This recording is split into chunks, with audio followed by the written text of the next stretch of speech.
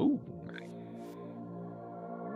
welcome to All My Podcast, along with my good friend and teammate. Hold on. Hey, hold on. Yo. I'll do the reading because you got to wait. Usually I just talked over it. No, I'll do the one on Thursdays. Okay. And you got to wait. It's got to go through because it's got to go back down. Got it. I always put it in the back. I'll show you. Yeah, I know because I've heard it before. I'll shut up. Hold on. We're a bunch of amateurs, dude. I literally was talking about this earlier. Now I'm talking during it. But.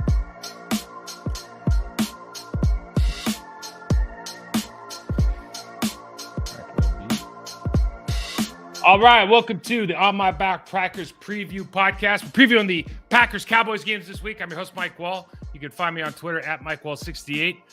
Co-host, Packers all-time leading rusher, Ahman Green is here. Ahman, how we doing, bud? Man, I'm doing good, man. Just getting through the week, another Thursday, and it's crazy weather here. It is 80 degrees in Green Bay right now, bro. That's what I've been hearing, man. The East Coast is all over that too, right? It's been like Super 70, 80 degrees, in November. Doesn't make any sense. Yeah, it just lets you know global warming is real. If you're not paying attention, then you gonna get surprised in about 5 to 10 years and be like, why is it 90 degrees in Wisconsin in January? That's where we're going. That's what's going on. That's another topic altogether. But hey, before we get started, man, let's give a shout out to our BetOnline AG, our sponsors. BetOnline, basketball's back, and BetOnline remains your number one source for all your sports betting needs this season. You'll always find the latest odds, team matchup info, player news, and game trends at BetOnline. And as your continued source for all sports wagering information, BetOnline features live betting, free contests, and giveaways all season long. Always the fastest and easiest way to bet on all your favorite sports and events, whether that's NFL, NBA, NHL, MMA, tennis, boxing, golf, or esports, right? Esports AG, here we are. For sure. Would you just talk about the guy who invented Oculus, got an Oculus that can kill somebody? Yes, it doesn't make sense. But head to betonline.ag today and join AG. Head to betonline.ag to join and receive your 50% welcome bonus with your first deposit. Make sure you use the promo code BELIEVE, that's BLEAV, to receive your rewards. BetOnline, where the game starts. Let's start, you and I, with this. Jeremy Fowler. Yes. ESPN. Know the guy. Know of the guy. Yes. Reports. No listed sources. Here, I think it's hearsay. The criticism of the receivers, talking about the Green Bay receivers, isn't sitting well, given Aaron Rodgers' decision to not attend voluntary offseason workouts. Now, Before you give me let me give you my 2 cents here. Gotcha. This is complete garbage. There's my 2 cents. Who sitting well with whom? First of all, and second of all, if Aaron Rodgers doesn't go to voluntary workouts, that doesn't mean that you have an excuse to not know how to run the routes, to get pushed off the ball, to run your routes incorrectly, to not catch when the catches are there to be made. One has 100%. Absolutely nothing to do with the other. And I love how certain people in the media. They're so desperate to get clicks and clickbait this stuff that they put out something like it's not sitting well without saying not sitting well with whom, and being scapegoats and all these things, and not acknowledging that, hey, maybe we don't need our quarterback to put in work. Right. Yeah. These headlines like this, or like you say, clickbait is the name to them. It's just somebody just bored and maybe wants to get a little bit of attention. And I mean, the players know, regardless of what's going on with the team, good or bad, you come in the training camp, mini camp, ready to go, and that is a personal thing. So just because one person is not there, when Brett did not show up, which he did several times during the latter part of his career when I got here, I still had to, take handoffs from somebody and hold on high and tight and make the reads. And same with the wide receivers, Donald and Javon and Robert, Antonio. Those guys were still running their routes. And once Brett got here to training camp, everybody was still who they were. They could get open, catch ball, stuff like that. We didn't even we had mini camps. We didn't have OTAs. Right. I always go back to this. How did we even survive without having to be there all off season training and meetings? How did we learn the entire playbook and get better? Like this stuff is so it's so absurd. We go back to it. And now, of course, because they're not playing well, he's not the one who wasn't there all season. Dude, There wasn't a single quarterback in the National Football League in the 70s, 80s, 90s, 2000s that was working out at the facility in April with their teammates. And nobody was doing it. Like everybody managed to get good. And the way that remember KJ Moore? We have him on this, your friend, KJ Moore from the Vikings. Osborne, KJ Osborne. Sorry, KJ Osborne. He goes down, he goes to the House of Athletes and trains with a bunch of badass wide receivers in Florida and gets better that way. Like, there's ways to do it. Like, I just, because this turns into the narrative, right? Yeah. This turns into the narrative. So people are going to be reciting this over and over again because it's something to point a finger at. It's something to lay some information on stat-wise on why the Packers are on a 5-game losing streak. And it's like, no. Right now, they're just all on the wrong page. And together, collectively, they're getting their butt kicked, and now they got to figure it out together. Right. That's it. Pretty much. And it's like I said to somebody else today. I was like, welcome to – so you and I have been on other teams that are not the Green Bay Packers. Yes. Right. It's reality. I mean, with quarterbacks that are not Brett Favre, Aaron Rodgers, with backup quarterbacks. I had to play with David Carr one year that all he wanted to do was play Xbox. I mean, you know what I'm saying? Like, So I just I laugh. I go, man, this is how the rest of this is how 20, 23 teams in the league deal with life every year. Like, they're always frustrated with the passing game. They're always frustrated with the protection. They're always frustrated with their offense is never producing enough. Just put work in. It's the world you live in, but it's up to the individual to show up and realize, like, I'm my own man. This is my profession. I don't care if the guy's here or not. I'm going to get my stuff together and get it ready. Get right. It has nothing to do with whether or not so-and-so. And again, it's all hearsay, but the fact that you bring it up so we talk about it, just whatever. Yeah, it chaps my high too. It's like the truth is we did play. This is rock bottom. This is what rock bottom feels like. You just played 100%. You just played a 9-point game against the league's worst defense. 32 in the lead, and you're going to couldn't get off the ball. Can't beat press coverage. We're now 17 points per game, 27th in the league. We are averaging 4.8 yards per carry. We are 120 yards a game rushing, which is good for 14th in the league. But I think everybody will agree that's not anywhere where we should be given the talent we have, particularly with Aaron Jones right now in the backfield. But let's just talk about this, man. We've been in these situations before. Mm-hmm. What's the mood? So you lose the game, and you lose the game to a team that, by all accounts, you should have won. On every 100%. Statistical measure, you should have won, right? Yep. And you lose it. You go in, you realize you only scored 9. Like, game plan didn't work. The defense is now looking at you like, dude, we gave up 15 points. We gave you the ball at the 25-yard line off of Alexander's pick. Yep. So, like, net, we gave up 12. You know what I mean? You start going like, dude, do something. So when you go into game plan on Wednesday, you're a player. You're Ahman Green. You're an All-Pro. You go into Wednesday's game plan. What do you need to see for you to go like, okay, I'm all on? Because there's weeks, and it doesn't mean it's going to turn out or not, but there's weeks where we see the game plan and we're like, oh shoot, like we got problems. Yeah. Right. What do you need to see this week? What I need to see is plays that put the best players that are playing in their best positions to win. And I know I've seen a few seasons, only a few seasons. Really only one season, maybe 1 week where we had a game plan in Green Bay where I'm like, why are we changing everything for the defense that we're facing? Right. What the hell? And in other places, well, I'll say Houston, it was literally the whole 07 season. I'm like, why are we adjusting every week to the defense? We should be running what we're doing to make them. We're dictating, adjust. Not adjusting. Exactly. We dictate to the defense. We dictate to the defense by doing our play action, by running the ball, by running our deep routes and medium routes to make them adjust into what's working for us. So no, very few times here in Green Bay, but a lot in Houston. And the mood would be for me is that seeing something that where I'm like, okay, this works. I like it. Because it gets the ball in my hands as a running back. Because you got Aaron Jones and A.J. Dillon. You may not have Aaron Jones. He's beat up right now. So hopefully A.J. Dillon. You got Kalen Hill coming off the bench. Is going to help out. Who is, obviously he's going to be fresh legs. That might be the bonus there. But something to where, like I said, it'll be exciting to see an offense where, okay, we got guys running routes. We got these plays that I know is going to be a positive play when it happens. So do you internalize it to your room and what you can bring? Because the only thing I would say is you had a much better team in Green Bay than you did in Houston. So the reason that your thought process is, hey, I'm Ahman Green, I'm the guy. I've got this offensive line in front of me. I got a quarterback behind me. I got Javon Walker. I got Bubba Franks. I got Will Henderson's blocking for me. You're going, hey, I don't care who we play. Like, we know what we're good at, and we're going to find a way to do what we're good at, and we do it better than you do. And we're just going to say we're better than you, right? We're going to we're going to disguise things. It's not like we're going to go out there and be like completely concrete, right? But we're basically saying this is who we are. We're not going to deviate who we are for you. In the Houston Texans, in the 2007 game, they don't feel that way. They're thinking we don't have the talent. Okay, so what do we do? What I'm asking you is, with this team and this talent and what they're demonstrating, guys can't get off press.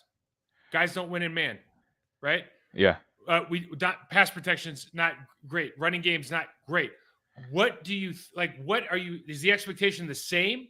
Do you just like, hey man, we got to be the same people all the time, or do you think like, all right, maybe we have to adjust to? For example, Dallas's number one defense is press man coverage. They run it like almost 50% of the time, and they're damn good at it too. Yes, they are. And they got guys that can get after the passer.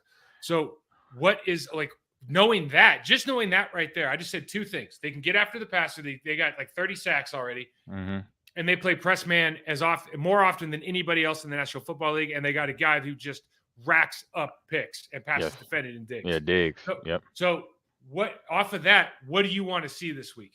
So I want to see the run game get going. That's pretty much it. That slows down the pass game and defensive end linebackers trying to get sacks and double move plays in terms of routes. Since you can't get open, make them a double move. Get Diggs. What does Diggs do? Diggs, he jumps on the first. As soon as you plant, he's breaking on the ball. So that's why he's the pick leader. But then that's sometimes a good quarterback to offensive coordinator, good receiver talk and say, hey, we got double move him right now. And you've seen it in the last season. He got beat a few times in a few games because he was biting so hard on the first move on that wide receiver. I believe the Rams game last year when they had Odell, things like that would happen because players are talking, players are paying attention. What's going on? I got this DB who's hungry, who's a ball hawk. Boom, boom, give me, double move out and up or whatever.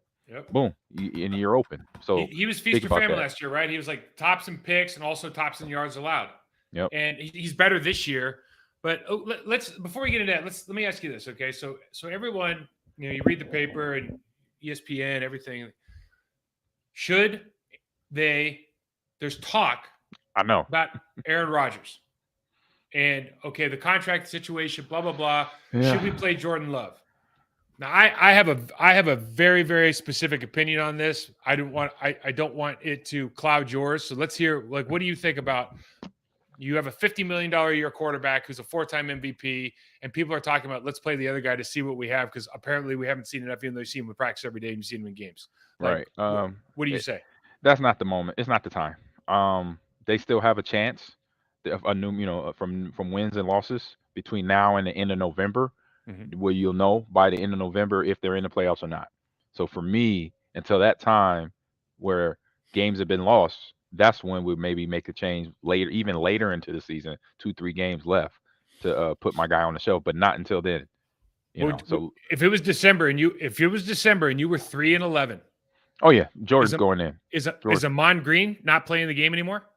From like personally, it'd be hard. Yeah, that's what I'm saying. Well, it'd be hard. So why like how do you not okay? Are they giving Tony Fisher more reps? Like, do we not know what Tony Fisher is? Shout out to Fish, by the way. You're awesome. I'm just saying, like, we already know what he is. Yeah. So with Jordan Love, I'm just like, my thing is like, what for what? And I think the difference is the fact of the position, and what is demanding, and also what that position carries. Because obviously that's a $50 million quarterback, compared to first round draft pick, and then you look past that. As a player, I'm looking at the experience, and that's why I'm thinking, okay, they want to. If it's rumors coming up, but it'll be later in the season for me as a player coach to say, hey, let's put Jordan in, let's get him some live reps against some number one defenses. That then when we come the next year when we have both competing, then we let them compete. What do you mean competing for a starting job? Because I would do that. Aaron Rodgers competed for a starting job with Jordan Love. Oh yeah, I say come next year. No, AG. As long as Aaron Rodgers has all four limbs, No, I know. I know. Jordan Love is never going to beat him out. I mean, no, I know. I know. I always look at it this way because we're players. If I'm a guard, okay, and I don't even catch the ball. If I'm a guard, I don't want to play with a rookie or a third-year guy who's never played before. I want to play with the best quarterback in the league. Even if he's not having a down year, I ride with my guy because he gives us the best chance to be successful. You, as a running back who receives passes, a receiver, a tight end, anybody who plays on offense, we don't we have careers too, and you, if it was one of those things where we literally had never seen Jordan Love play, I still wouldn't be great with it, but I would understand it. Yeah. But you kind of already know what you have, right? Yeah. Like you see him every day in practice. Definitely knowing what we have, yes. Yeah, this isn't like when Brett was waffling and they're like, "Hey, we got this dude Aaron Rodgers who is going to be the deal." Dude, the minute he walked in the building and started slinging the ball around in practice, I got phone calls from linemen. Dude, this guy is legit. Like he can throw the ball. Yeah.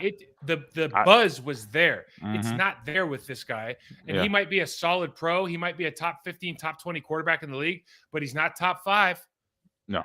And so like unless Aaron Rodgers walks in and says, "You guys, I'm out of here after next year, dude. You guys cap hit, whatever. I'm out." Yeah. Like you can take the $50 million. I don't need it. You know, I whatever the ayahuasca or whatever doesn't cost that much. I'm good. Like unless he does that, like, dude, you're playing. You are our team captain. You're our leader. You're playing. All this other stuff to me is like you're just trying to create. It's like the difference between making progress and creating movement. You're just creating movement right there to look like you're busy. Like you're not getting any. You're not learning. What are you really going to learn? Oh, he made a couple good plays. Like we already know. Yeah, we know what Jordan. We know what Aaron is, and no, I agree with that. Okay, so the Packers are 5-point underdogs this week. AG, let's switch gears. Sorry, so I get too passionate about that. The whole idea is it just doesn't even make sense to me because I'm always like, dude, I get paid to do a job. I'm gonna do a job as best I can. You're not gonna take me out. Yep. You know. Okay, so Gary's out for the year. Yep. That's terrible. I mean, that is not good. Yeah, we're 15th in the league right now in yards per game or in points per game at 20.9. We're 26th in rushing, which is not where we want to be, 130. But again, a lot of that has to do with the fact that it's been close games where the complete playbook is open to teams like the Chicago Bears, the Detroit Lions, these teams that have run against us. Is it time for – well, first of all, Isaiah McDuffie, who we highlighted in the last game, played really well. He's kind of getting some praise right now. Obviously, Rudy Ford was the guy that we've highlighted as a guy who's been a solid tackler in a secondary that hasn't been great tacklers. I think Bari's going to get his chance. Like he's going to get some game. This is interesting. He's showing up a little bit too in some of the matches, some of the games that's been earlier this season. Especially in the pass rush, right? Yep. Especially in the pass rush. He knows how to get to the quarterback. He got that BS call that Hansen. Oh my God, that was terrible. Worst call in the league. Yeah, on golf, that was not good. But maybe this is the opportunity to put Ford in and say, listen, like we have protection issues with Ford. We have coverage issues with Ford. Yeah, we have coverage issues with Savage too. Yeah. Maybe it's time. Everyone talks about how good Savage would be in the nickel. If Stokes is out, maybe we move him, right? Maybe if our middle linebacker is out again, maybe we get another week with McDuffie. Maybe McDuffie starts bringing – because McDuffie did something last week that we haven't seen, in particular from Quay. And again, Quay's going to be a great player, but Quay's making a lot of when there's a blocker in front of him. Yeah. There's a lot of tackles being made 8 or 9 yards down the field. Isaiah McDuffie gets in the hole. And again, dude, old school football, you and me, we want to have contact in the hole. I want to see a block shed. I want to see you make a tackle in the hole. If you can do that, great. If you can't, like, you're valuable because you're an athlete, right? And you're going to learn. But that dude's doing it right now in his second year. Let's get him in the game. Yeah, fast too. Is there? I think Gary being out's honestly like the absolute worst case scenario for the game. Yeah, when I saw that, I was like, darn it. I said, man, it went from bad to worse. Because he was a guy that he could take over, as we've seen this season, take over a game defensively by himself. He had got to that level, and now run and pass too. Right? Yep, like run and pass. He's not as good as Preston in the run. He's a good run defender. But exactly. So now with him being out, it's just going to have to. I say for obviously in game, in season, it's like, look, we got next man up. That mentality is there, and then but for the Rashard healing up, getting surgery done, and then be back to top form come midseason next year. So Got to wait on that now. We got that Ricky Tyler Smith playing left tackle at the Cowboys, and then you have Terrence Steele, who is I think it may be a third-year guy. But Okay. I mean, they're playing well. Joe Philbin's over there, but you just think like, God, Rashawn Gary could have had a day. He would have had a day. Yep. So let's talk about these Cowboys, AG. So Mike McCarthy better than I do. He's coming back. Joe Philbin's on that staff. Rob. Big rubble double. Rob Davis is the assistant head coach on that staff. The big rubble double. Rubble double. Oh, how about Rob Davis being an assistant head coach? I know. I want to. Yeah, that's big. Hey, congratulations. For guys who don't know, Rob Davis was the player. He was our long snapper. He's just the guy. He's the glue. He's a locker room guy. Yep. He became a player engagement, player development guy in Green Bay. Mike McCarthy is one of his, he's one of the very, trusted guys of Mike McCarthy. Mike brought him down and made him an assistant head coach because Rob's the kind of dude that is I guarantee he's the glue of the whole building. Mm-hmm. I believe it. He's that guy. And I couldn't be happier for him. Miss him. Proud of the job they're doing. Yep. Dude, then I looked and Al Harris is on. Yes. Man. Ooh, he was at KC for a long time. And then they brought him down. That's right, yeah. They brought him down to Mike McCarthy brought him in year one with him in Dallas. So saw him last year when he got inducted to the Packer Hall of Fame.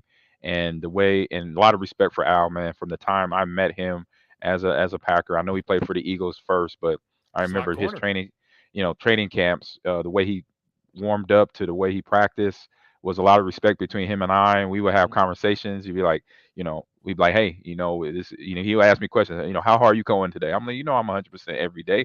And he's like, okay, just checking.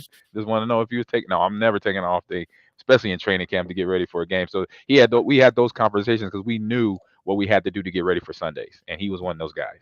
Al's probably most famous for that Matt Hasselbeck pick six, 100% right, in the playoff game. But yeah, I feel the same. I ran to him after that. When Matt said that, I'm like, "This Matt, he just went stupid for a second." Al Harris, the first guy I ran to the sidelines. I said, "Al," and I didn't realize that the mic was there, and the whole stadium heard him. So I go to Al and say, "Al, did you?"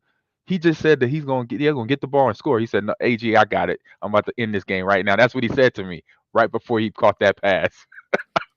I was Al's like, a pro's pro, man. Yeah. I remember Al came in and he was like, we knew him because, you kind of know him. Back then, there wasn't that many guys who had dreads popping out of the back of their hair. He was in Philly, he was playing nickel corner, and we brought in the nickel corner. And most guys are nickel corner. Like back in the day, it was like they're their third corner. And now you start realizing like they might be your best corner, right? Yeah. And Al was that guy. He came in and he took the job opposite Chi-Town Mike. And dude, take it away. I was the same way. Like day one, I was like, dude, this guy can play. He was breaking up passes, getting on Javon, getting on Donald. On day one with Brett's, anytime anybody did anything against us on defense, when we were with Brett in the passing game, we were always like, oh man, this kid can play. Yep. So yeah, big fan of his. Really happy for him. But the other guy they have there is a guy I did some work for a couple years ago, Dan Quinn. Yeah, he's been around Seattle. Atlanta. Dan is obviously started with Pete Carroll and that big that Seahawks team in Seattle, but Dan is he just gets guys like people love him. He's just got that personality, and these guys are playing hard for them. Now here's a couple stats on these guys. They're number 3 in the league at 16.6 points per game. They're +8 in the turnover margin. We talked about Diggs, but they got guys all over the board that can make plays. Wow. They play about 50%. They're playing man-free cover one. Okay. And everybody in the group is the first thing everyone's gonna talk about, how do we stop Micah Parsons? And we got Yosh Nijman, we got hopefully Bakhtiari or right. If it's not Bakhtiari, that conversation's real. And he does start at middle linebacker and he moves around, and they really, really do a good job of utilizing him. But Micah Parsons, he's got 9 tackles for loss, 8 sacks. Dante Fowler Jr., who remember him from Florida, drafted by the Jacksonville Jaguars, blew his knee out for training camp. He's got 4 sacks. DeMarcus Lawrence, 4 sacks. Dorrance Armstrong Jr., who I didn't even know existed until I was watching tape, 5 sacks. You know what I mean? They're just these guys can play, and they got safeties making sacks. They got picks everywhere. I mean, these guys just are ball hawks, and so. Yeah. When you turn, they're just so aggressive at every level. We put some tape together. Like, let's just start with this, man. When you watch 7 guys over 4 sacks. Yeah, 4 sacks or more. That's a hell of a thing. And the number one thing, and the reason I put these plays in AG is just watch these guys just play hard. Watch DeMarcus Lawrence run Speed into to the the ball ball. here. Yep, they just hawk the ball. And they're not great in run defense. I think they're in the 24, 26 in run defense. But watch 90 run to the ball here, overcome that down block, that crack block. That action is still open for the Green Bay Packers. But now you see it in the passing situations. They got stand-up guys. Micah Parsons against that left tackle, making play. I mean, they get this screen off. Watch them chase the ball down. I mean, look at this. Yeah. I mean, these guys are and the ball just barely got back to the line of scrimmage on that. Yep. I mean, they put in work. You see some of this stuff as an offensive lineman, as a center, you got to make the right call. You got to know who you're protecting. And then all of a sudden, you got guys hawking you down against some really good running backs in the Chicago Bears. Mm-hmm. Now, here's some stuff that we can do. Get to that. They are small. And from a run defense perspective, they are vertical guys. They're smaller guys. You can move around. Their linebackers aren't huge. Parsons is a middle linebacker playing out at the edge. I mean, you can move bodies. Mm-hmm. You can move spaces. If you do pre-snap motion, you look at the too. He's a speed guy, but he's not real big. Yeah, you look at these plays, like these gap plays are open for business. If they're gonna play this kind of defense when they got 7 in the box and you can pull 2 guys and really they got an overhang with number 6. You think I mean this stuff is just ripe for the taking. That looks like 96 power right there. Yeah. I mean, but it's like 16 gap, right? It's like 16 gap. Yep. Yeah, with the double pull. We saw this last week. You run those kick plays and you just put it on their corners to get out there and make. I think the big thing when you think about the Green Bay Packers and how to find success, it's like Aaron Jones or A.J. Dillon versus corners is always a good thing, right? Yeah, this is Swift from the Detroit Lions running the kick play that everybody plays, but this is the stuff that wins. You look on the passing side, because these guys are so aggressive and they're ball hawks and they're going to play man free. It's like the good news is, AG, it's like Dan Quinn's playing the Seattle defense, right? Mm-hmm. And we're going to go back. We're going to play single high. We're going to play man or match, right? Cover 3 or cover 1. And we're going to get after you up front. Like they don't have, they're Michael Bennett, Michael Parsons, you start doing, but at least you kind of know what you're going to get, right? Exactly. You got Tay Diggs as, what's his name? Richard Sherman, or the other big safety. I can't think of his name right now. Cam Chancellor. Yeah. Yeah. Cam Chancellor. Yep. Boy, Cam was good, huh? So one of the things that's important about this team, and like for fans out there, when you're watching the game, if we can get the more people you can get out and pass in routes, obviously, the better off you are. Like that's true for anything. The problem is being able to protect. Yep. But when you're always running man, or when you're running man 50% of the time, like that's even more true, because accountability all of a sudden becomes not into zones, but like I cannot lose my individual matchup. And if you start increasing that number, the chances of somebody losing get higher and higher and higher. And all you see right here, very simply, is they release that back in the backfield because the Eagles can protect. And that linebacker just for 1 second hesitates, and they're out the gate for another. That's a 15, 20-yard gain. That's a big play. That's a problem. It's keeping the defense honest. They trying to play the man. It's like, so okay, we'll make that adjustment. We'll leak a back out, maybe hesitate, like what we saw in that last play, hesitated the linebacker, but always having somebody en route matching up with the DBs that are in coverage. Yes, sir. So you see the matchup here. 27 walks down and mugs over the tight end, and Jared Goff makes a great throw here. But this is off play action. We've been talking about this for months. It seems like under center play action, or if you're going to go shotgun play action, let's move somebody on the line. Let's pull a guard. Let's move the entire group one way or the other to really give a run cell and create that space behind those linebackers. You see, they do a great job here. I think they pull the left guard. Those linebackers step up, and all of a sudden we have that window of opportunity. Goff has to make a great throw here, but this is the kind of stuff that is going to be open. You think about, you put Tunyon there. Can Tunyon get open on the crosser off of this kind of play? Yeah, I think so, because we're not creating a ton of separation. We're going to have to really take advantage of these linebackers with that play action look and create these windows where we know Aaron Rodgers can make these throws. Especially this tight end is beating this DB. So that tells you right there that Tunyon will have opportunity to get open. Nice little push off. Now that I was going to say, that is Hockenson. He's pretty good. Yeah. Yeah. Still don't know why they send him to Minnesota. So this is an early down play, and they're playing off, and this game isn't out of hand yet. We look at the slot, and again, now one thing about Dan Quinn, man, his team is really well coached. I want to back this up because it's kind of subtle. I want you to watch this slot defender. he's reading this route. In other words, he's seen. So for fans out there, he's seen this formation, he's seen this look, he's seen this situation on tape, and he's trying to jump this route. Mm-hmm. Yeah. He gets that hezzy. You see how he dives in and again gives up big plays. So what does that mean for us? Like you have to break some tendencies. Yes, you do, because he's reading it. He's been watching film. And then, of course, man, like when you're a team that gets upfield, rushes the passer, plays man cover free, like AG, what are our favorite plays in the world, man? Plays. Screens to Ahman.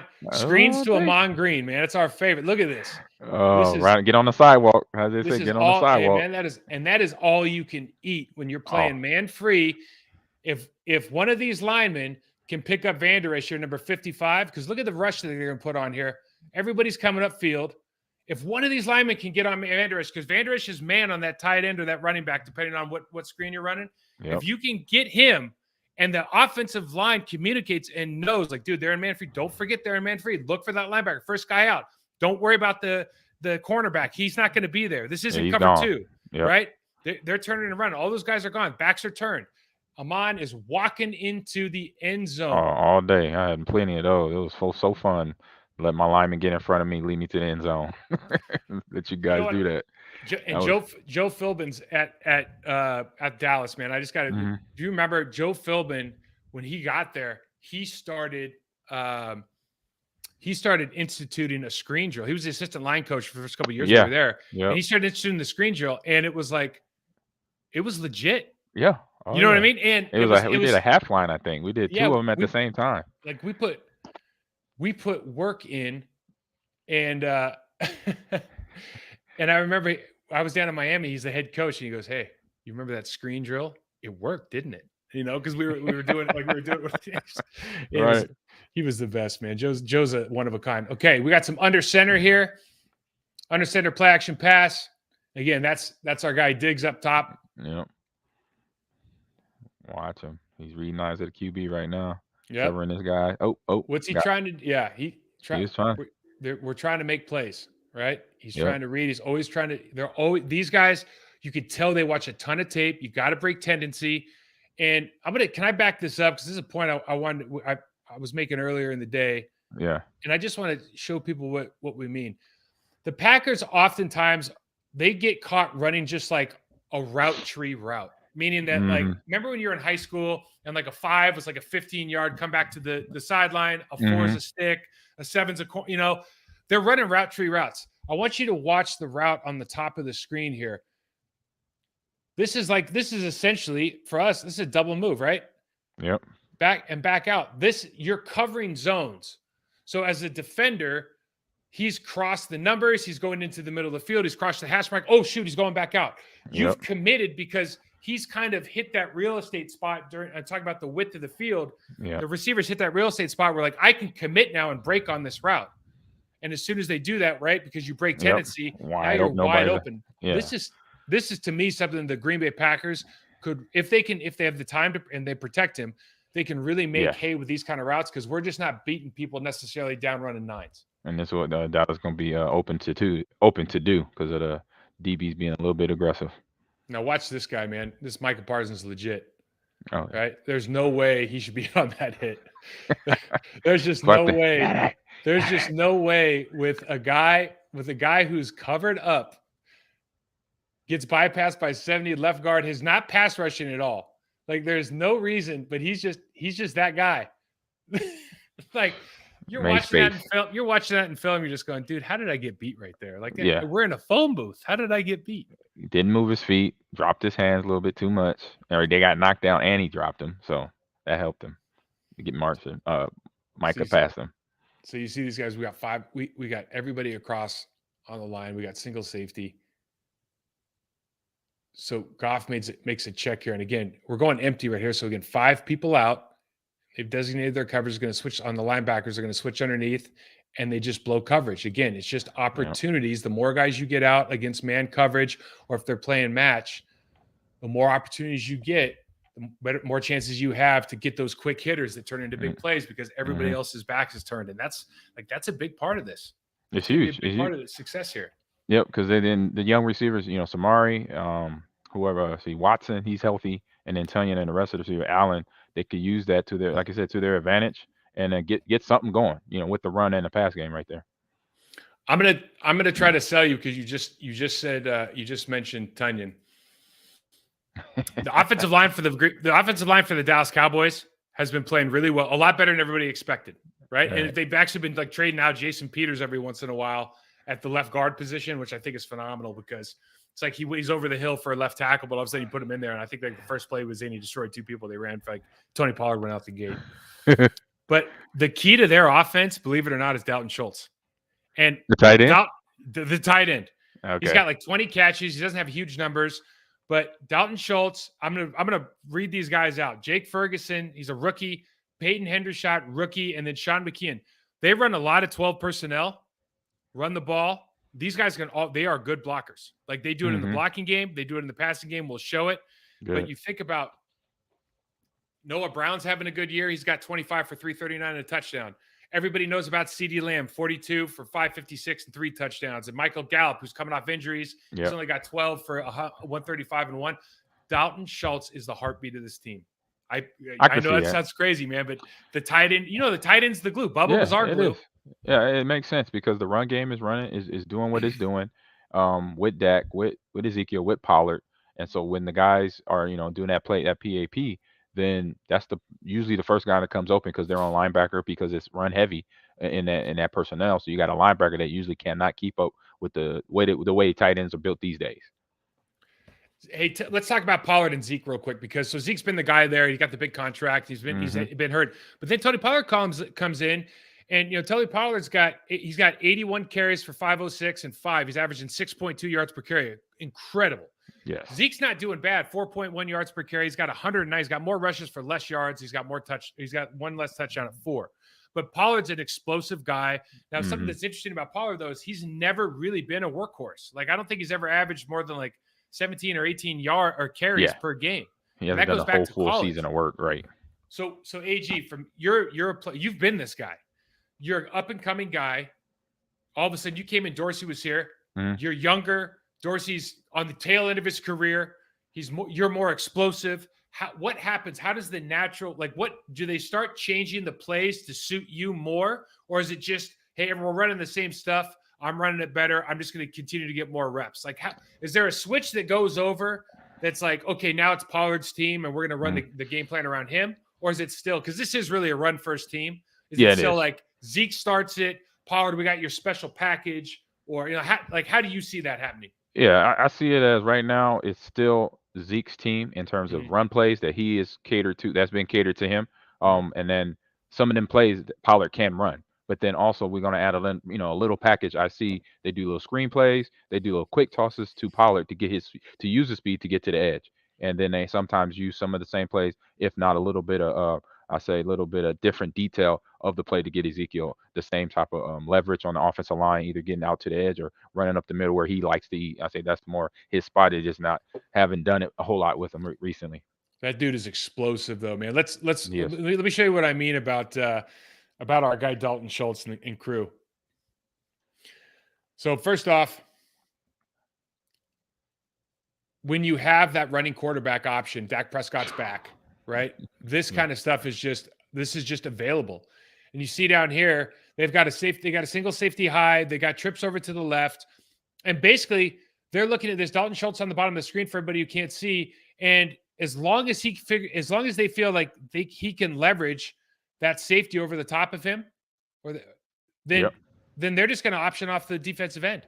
I mean, this is a high school play. Yeah, simple. Right? Out the gate, option off. These guys can block all the way down the field. They, at the tight end position, and they can make runs. I mean, this is very simple. Can I leverage that guy? Yes or no? I can. We got to play. All you can eat. Right? He's over here doing this thing, right?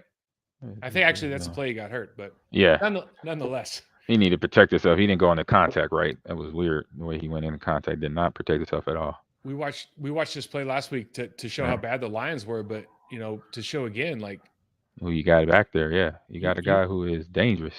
You see oh man, I went too far. But you see Schultz here.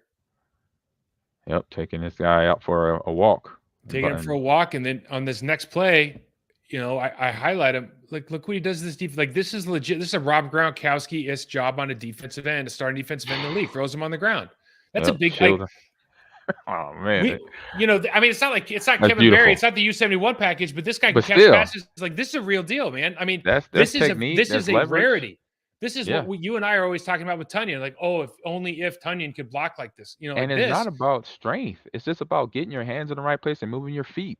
That's leveraging technique, isn't it? It's never leveraging technique. It's nothing. You don't have to be strong to do what Schultz is doing, because they're almost, him and Tonyan are almost built the same in terms of height and weight. Mm-hmm. It's just about 1-2 and technique, basically. It really is. You see the Dallas line. They insert the wide receiver inside. We look here. They got a fullback coming back in motion, and they do just a quick toss. They got their 2 tight ends. They got one on the line of scrimmage, one backside. Yeah. But you look here, they got a tight end on the right of your screen, and then they have an offset tight end in the B gap behind the guard and the tackle, right? And these guys, now he's taking on Roquan Smith with the Bears. Look at that job he's doing on Roquan Smith, arguably all pro level playing right now, linebacker in the league. I mean, big stuff, man. Yeah, get to your body, get to his body. When you have a guy that can play and block at that level and catch passes, it just makes all the difference in the world. And they play 2 tight ends here in 12 package. And one thing that Joe Philbin's done at every level is, like, these guys hang on their double teams. So you look at the left guard and the center, they're going to stick on that double team, and they're not going to try to release early. You look at the tackle and the tight end. A lot of times this tight end just kind of hands off and tries to go to the next level. No, Joe Philbin, line coach out there. I met Joe Philbin when he was a line coach at Iowa before he got to Green Bay. This is his passion. This is what he does the absolute best. He teaches fundamentals, and these guys are they're not overpowering anybody. Zach Martin's still an all-pro, still one of the best in the game. But across the board, these guys aren't overpowering anybody. They just do things fundamentally right. He doesn't come off his block. It's really that simple. And this is like, you watch this tape. Makes sense. You got hands there. Don't take them away, because you watch this tape and you go to the Packers. It's like, I want you to watch what the same quality or lesser players are doing at your position, because they're just following the fundamentals of football, right? And I'm talking about tight end all the way down, all the way across the line. They're executing at a very, very high level with that specific, like, win your double teams idea, right? Yep. Again, these big plays are all this. Like, it's just all the same stuff. They're getting to the second level too. You see Martin make it to the second level after he pushes off. Watch this double. You got center and left guard double team. Drive. It never comes off. Goes up to the backer, right? Makes the backer come to him. For you as a running back, AG, just tell people from your perspective the difference between, I'm double teaming with Mike Flanagan on the defensive tackle, and I don't ever come off, we're kind of walling that linebacker off for you. Yep. Versus he detaches, all of a sudden you got 2 single blocks. What's the difference for you? The difference is that I know that you basically created 5 to 6 yards for me, and now that linebacker can't see me. So if I make whatever move I make within a phone booth, I'm gonna outrun him, and then he's gonna have to really make extra effort to get to the tackle, because now y'all blocked them off, and then when y'all go to the single, then it becomes a one-on-one, and I know y'all gonna win that. And then that's just more people that's not able to tackle me to get hands out there to try to strip the ball, just get me to the ground. So then that's a problem. When you got running backs that have acceleration, that understand run fence to acceleration, get that run fit, then accelerate through the hole very fast. So that's what I see.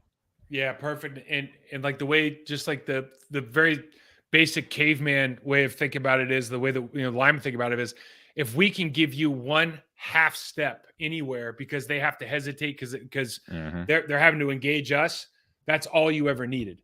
And this is the easiest way, where they can't attack us. They kind of have to wait and see what happens.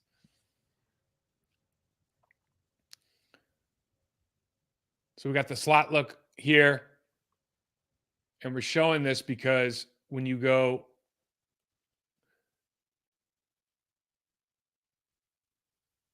under center, sorry, let me go back there real quick. They do some under center stuff here. And this is what, we've been talking about this from our perspective, what we'd love to see, but this is what our Packers D is going to have to deal with. You got that run game, and they do under center, they do from shotgun, they move bodies from that run game. Like all of a sudden, this timing works out really well. When you go under center play action pass, you get to the top of your drop from a quarterback's perspective, and you got a guy like CeeDee Lamb being able to come through. Yeah, that's a big deal. Able to create separation, get away from the DB. Got that play action because his run game is respected now. It's set up. So yeah, you got that. You make that a problem. And the only thing I wanted to show here, AG, is like, Dak Prescott. I think I'm a huge Dak Prescott fan. Me too. I think he's a hard worker, and I think he's a really, really good leader. I think he's a talented guy too. I don't know if he's top 10, is he top 12? I don't know. But I think I would love to play for Dak Prescott. But this is a big time throw, man. It is. Like that's a 2 steps. Big time throw on the run. That's a big deal. Yeah, 2 steps out of play action, fake, and with pressure on you, somebody on your leg, and get it out of there quick and fast and on point. This is the other part of why I think Dalton Schultz is the key to this offense. Not only does he do such a great job in the run game, we know he can catch the ball if he's detached. Attached tight end here.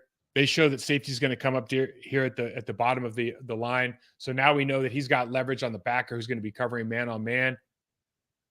Do quick run fake, easy pass, 15-yard explosive play. Like this stuff is, if you have this in your toolbox, and again, I'm showing the guard because they're going to pull and show action. Why are they showing action? Because that split second that number 34 has to look, he's too late. It's just that. If we free release this, 34 is right on him, right? But they pull that guard, they show the action, and they're too late. This is what the Green Bay Packers at the linebacker position are really going to have to look for. And AG, I just wanted to set this up because this is how they started the last week, right? First quarter of the game, I think it's the second series. They start off under center, run the ball, great double team up top. We'll show it, right? First down run, explosive play on the ground. 12 personnel. Watch these guys again playing against Roquan and company. Great job.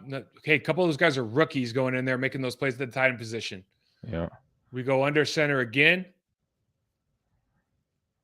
Now we got the play action pass. And they do a great job of flooding everybody out of there because it's play action. They can get Pollard out in the flat. Another explosive play. A couple plays later, going back to the tight end, man, because I just think it's a big deal. Like that cutoff, they're playing on their side of the line of scrimmage, right? Like it's running like back doesn't get touched till second level. You don't have to make the cut early, right? Nope, it's there. You can get your pads downhill. This is gold if you're an offensive lineman running back. And then the last play I wanted to show here is like, you got a Dak Prescott. They were number 1 in the league in offense. He's been last year. This year he's been hurt, but this is the stuff he can still do. That is the option with the keep. And guess who's leading him through? Their tight end, of course, because this is just how the play's working out. But these guys are the real deal, man. Like this is going to be a tough football game because they can attack you in a bunch of different ways. They have weapons, but most importantly, like they have that glue position that I think, every time I look at this offense, people are saying, well, we're not explosive enough. We don't have this. I'm always like, man, but for me, we need the Dalton Schultz. Like we need that guy who really solidifies the run game in that personnel package so we can run any package we want. And then also is a threat in the field so we can stretch the defense. We can take advantage of those play action passes for the linebackers. Like we can take advantage of all that stuff. And Pennington's coming off an ACL. He's still got some work to do in the run game. Like it's not like the guy's not on the roster necessarily, but we're just not where they are. And you kind of see it where you get. It's like it's going to be a tough game this weekend. Yeah, it's going to be real tough. It's going to be brutal. Yep. And it's not cold. It's going to be warm. It's interesting. That makes it even worse, right? Do you think they're gonna cheer or boo McCarthy? Good question. Way the season's going, they might cheer him. I think they should cheer him. I think they should. I think they will too. It's not like he asked for a trade. They fired him. No, exactly. They fired him, right? Yeah, I think they're gonna cheer him. I think Packer fans are saying, yeah, he got a street right now within a mile. Yep, within a mile of the stadium, McCarthy's way. So yeah, he's gonna get some cheers. It might I be a would few think if you, boos. I would kind of hope he gets, they boo the Cowboys, they cheer him when he gets announced. I think it's probably, Yeah, I think that's fair. yeah, it You is. brought a championship to this team. I know that everybody now is saying, well, it's like I'll tell you what. Did you find it? I don't know if you saw the Aaron Rodgers. Hey, he's kind of speaking very cordially about his time with Mike and how Hmm. he thinks a lot more of it now in retrospect, and Obviously. obviously some of that's just sentimental. I don't know Hmm. if any of it's a hidden message, a dig. I don't think so. I just think he was Right. being sentimental, but yeah, it was certainly notable. Oh yeah. All right. Keys to the game, bud. I got Yep. three. We're here. Packers defense. They like to establish the run on play action pass off. We just showed it. So I think we are physically able to take away the run threat, right? And make them one Hmm. dimensional. But I think we're gonna have to do it. You by the third quarter, the Dallas Cowboys have to be a one dimensional team. Whether that's because we're up a lot, or whether that's because we've just stopped their ability to run the ball and we forced them into a shotgun pass team. Like Hmm. that is a huge key to this game on defense. Um, advantages offensively. They play super aggressive, both up the field from their pass rush, but also in the Hmm. way they play Seen man that on man tape. press cover one. So can we take advantage with those double moves? Can we take advantage with the screen game? Can we take advantage with the play action game? Like these are all like viable, legitimate Yep. opportunities, but we're going to have to be able to obviously protect the football. And the thing I wrote on these notes is I think this is a real gut check for the coaching staff in a number of Hmm. ways. When you get out of a game like you just lost to the Lions, the worst ranked defense in the league, and you score 9 points, and it doesn't look like you're prepared to play well. Correct. That's what that honestly, if we're just calling it what it is, like defensively, I don't necessarily think that's an issue. I know that we had some miscommunication we talked about on some of the Hmm. touchdowns, but you allow 15 points, you really net out less than that if you think about the fact that Alexander gave him the ball in the 23 or the 25-yard line. That's at Yep. least a 3-point turn if we don't throw the pick the next play. So they played at a high level. They played good enough to win, but offensively, from a receiver position, that thing comes out about the Grumleys and the skate and all that. You start going, Yeah. okay, it's time to prepare better. That's it. Whatever that looks like, I know what that looks like to you. I have an idea what it looks like to our team, our time there. Hmm. What does it look like to these guys? I don't know, but they got to start preparing better. And for me, preparation. It's easy for us to say that's up to the players, and for you and I, we take that personal responsibility Oh seriously. yeah. But when you're in a team setting, the coaching staff they have to be just fanatical this week about making Hmm. sure that every I is dotted and every T is crossed. 100%, because they've been exposed pretty much. So my keys to the game, starting with the defense, stop the run, because that's been something that Dallas is very good at. We just watched it breaking down film with the tight ends doing their job and the play action off of that. Contain the pass. I say you're not going to stop it. You got guys like CD Lamb running around the field, and you got Schultz that gets open and can make things happen. So just contain it, and then limit the explosive plays defensively, because that is what has gotten this team beat, or any team beat, but this team beat particularly in the last five losses here. And then offense, right there, get in rhythm. Establish the run game first, get the play action going. Then regardless of we know we're gonna most likely have AJ and Kalen running the ball. So what? Those are your guys. You got to roll with them and get that offensive line some confidence to get the ball up the field before you go into different packages of pass plays. Let's get the run set up first, because we know that's going to make it his bread and butter. And then just play with effort and pride. We saw a little bit in the Buffalo game. It was a little chatty and all that. Do that again, but just find it. Do it within yourself, and not having the team poke you out, point you out. Do get yourself hyped up to play ball, and then play and execute at a high level. Do that for players individually, and then we probably see a really good game out there on Sunday. I'm just trying to check because I wasn't sure. Is Aaron Jones, is he officially out, or are they I still think up he's in the day to air? day. I Is he think he's day to day to day? day right now. Okay. Yeah, that'd be tough, man. If he's not in there, that's gonna be. I mean, it's gonna be a bad day. Yeah, he has I Oh, think it's an ankle. They had him God, up here listed. you just think about all Yeah, the. it's an ankle. So Is it an ankle? He's been limited capacity Wednesday. That was yesterday. So he Mm-hmm. did practice, just limited practice. So yeah, we That's don't good know news. 100%. So that's good. That's real good from what I saw with a boot hurt. Yeah. Early readings and from the game at the Lions was a boot, which is not good. And No, then now he did practice. He just was limited capacity. So that's 100% good news right there, to know that he's going to be in the backfield along with AJ, and then Kalen. He's going to probably now be off the rotating in from special teams and in offensive run plays. The last thing I'll be interested in seeing is, and for my own edification, is are they going to keep doing this rotation at the right guard position with JRJ and Zach Tom? Yeah, especially with Bakhtiari being in this situation we talked about on Monday that's so difficult right now because he's such a good player when he's healthy. Mm-hmm.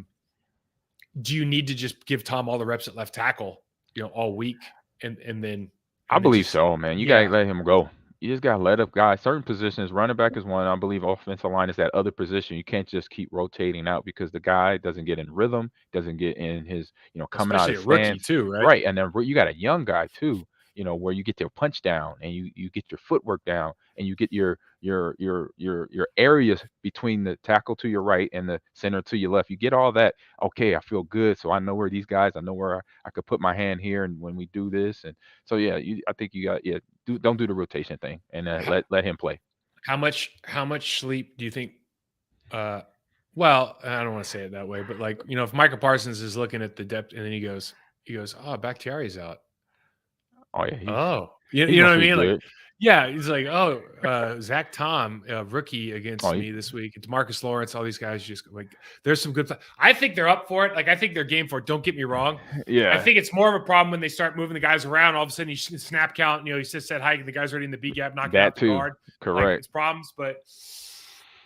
Man, oh man, +5, baby. Do you want to do some of these? Do you want to do some of these weekends games? Yeah, we sure can. Hold on. Okay, man. Let's some of these scores up here. Let me give you this Thursday. Well, tonight. Yeah, tonight we got the Falcons Panthers. I don't know if anybody cares, but 2.5 to the Falcons. Let's just assume the Falcons are going to win that game. I mean, let's be honest. They've been playing good ball. It's just interesting. NFC South is that league is like the AFC East.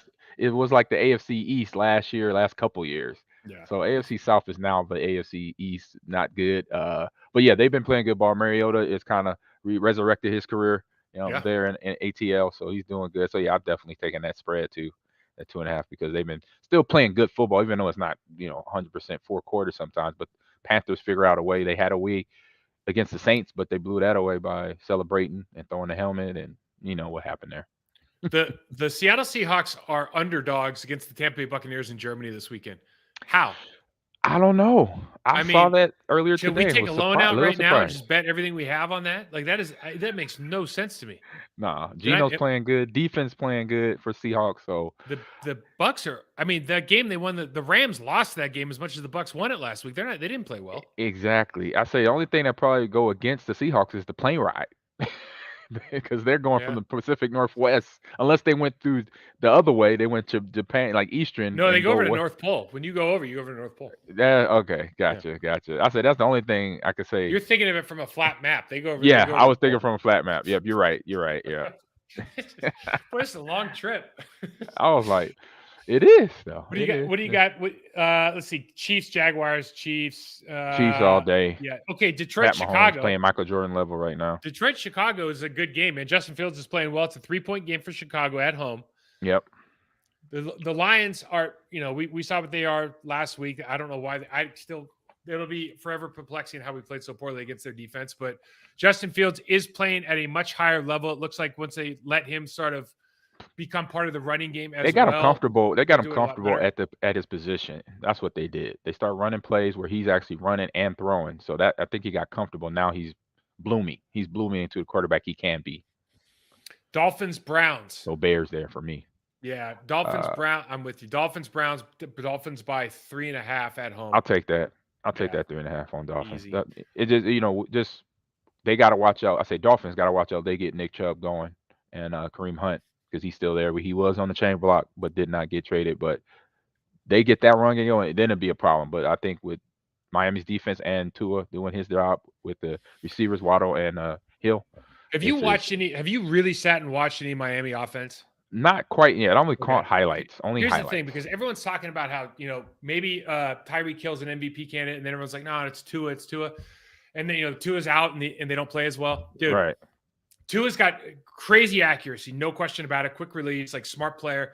Okay, Tua Tagovailoa, Tyreek Hill and Jalen Waddle are so wide open that he underthrows passes. I've seen that. It doesn't matter. Like Tyreek Hill and Jalen Waddle are literally like playing Tecmo Bowl against everybody else. Like his passes, I watched the tape. I can't remember. I've watched a couple of them, but I remember the last time I watched, they're missing. I mean, to it like on any other team, it's picks, incompletions, underthrows, and dude, he just because he doesn't have a great arm, he's super accurate. But he doesn't have a great arm. But dude, they're just jumping up and taking the ball away from people. They'll be running by themselves like there's nobody else on the screen. Yeah, it's like they're literally like everybody just fell over and died. Like it is crazy what they are. It's crazy what Mike McDaniel's offense combined with the speed that they have. Raheem Mostert's another one. Yep, it's a problem. Is not a great tight end, but as far as like a tall slot receiver, it gets open. And then Waddle and those, it's crazy what they're doing in defenses, man. If I get a chance to watch that, I will watch it this weekekend for sure. Minnesota, Buffalo by 3.5. Josh Allen looks like he won't play with that UCL injury. Yes. This is a noon game that they didn't think was going to be a big game. This is a big game all of a sudden with Minnesota being a 6 or 7-1 right now. Yeah. And was it Case Keenum is Josh Allen's backup there? And yeah, I would say I'm going Vikings. They've been playing good football. Defense is playing good. I can't argue with you, but Buffalo. I know, but I like Buffalo's defense. Defense still, they got Vaughn, and they're doing their job. They haven't lost anybody. They haven't lost a few injuries, but they're just playing playing strong though. That's a coin toss for me. It's a tough. The problem is the Bills, like whatever, if it's 25 or 35 touchdowns, whatever they've scored, like all but 2 of them have been accounted for by Josh Allen. Yeah. You know what I mean? That's run or pass. So it's hard, but Buffalo's a tough place to play. I think their team is better than Minnesota's team, but Josh Allen's a huge maker. That I agree with. Yep. Okay, we got Tennessee, Denver. I don't think anybody cares about. Okay, we got Chargers, San Francisco. Oh, here we go. Chargers, 49ers. 49ers by 7 at home. Yeah. What happened to the Dude, I thought the Chargers were going to be like the team this year. Yeah. Justin Herbert. Like, what happened to those Cleo guys? Mack. Is it that big of it? Joey Bosa, for my money, Joey Bosa was the best defensive pass rush interior or lineman that I had seen playing this year until he got hurt. Because I watched film on all these. Like he was the best guy that I had seen playing. I always take Aaron Donald out of the picture. Like he's on a different level. Yeah, everybody but Aaron Donald. Joey Bosa was the best guy I'd seen play this year before he got hurt. Maybe he's that big of a difference maker, dude. And then Rashawn Slater at left tackle obviously was one of the better young guys at his position. But those guys got hurt the same week, and they have just been not good since then. It's been a struggle. Oh, it makes sense. It makes sense. I like the 49ers defense, and they're at home. And Kyle is getting that team ready to go offensively and defensively. So I like that spread. You like that spread at 7? Yep. Yeah, I think you're right, man. You always think Justin Herbert's going to kind of show, and it's the night game. Yeah, and there's no reason that you're wrong. I can't think of a reason to argue against you. Right. Honestly. All right, last one. Philly, Washington. Philly's by 11. Yeah. I think this is a no-brainer, but I had to ask. And Heineke, you're always rooting for Heineke, but it's like that Philly offense right now looks like it's just, it's like a tidal wave, man. It just keeps coming. I mean, one thing we'll get out of the Commanders, they're going to play hard. It's a rival game. It's a divisional game. They're going to play tough. But the way you watch Philly last game, the Sunday night game, or was it Monday night game they were on, even though the game was tight, they just kind of, we got time and let's turn it on. Let's create a turnover. They did it. Let's get another touchdown. Yeah, against the Texans. Let's create a turnover. We did. Boom. There's the turnover. Let's get up by 14, and then we're going to win. It was just it was just like they knew once we execute the right way, which they stymied Houston's first half, first quarter push. You got all that enthusiasm coming. Damian Pierce was out there running. That kid, he runs great. Really good. He's a nice running back. Hargraves came in the second, third quarter. Their D tackle across from Fletcher Cox. Fletcher's always Fletcher Cox. He's a great player. Yeah. Hargraves just destroyed their interior offensive line. And then, like you said, 97. Dude, was it 97? Yeah, 97. Dude, here's something that's crazy. Jason Kelsey has been I feel like he's been the center for the Eagles since like 1980. Like he's got the big beard, dude. He's the best center in football right now. Yeah, I like him. Oh man, he's nice. Dude, watch. He's unbelievable. How he's still so good, He's and his center of 34, gravity, I believe the way that he can 34. attack people, and like, He climbs to the second level. They showed him on some he does where he everything pulled well. out some Yeah, pull out plays where he came out from center, hiked the ball, and then getting in front of the running back and leading them down the field. It's like and he's violent. that's a And oh yeah. he checks people on loopers, man. He checks Yep. their whole card. Man, he's fine. I Oh yeah. love watching that guy.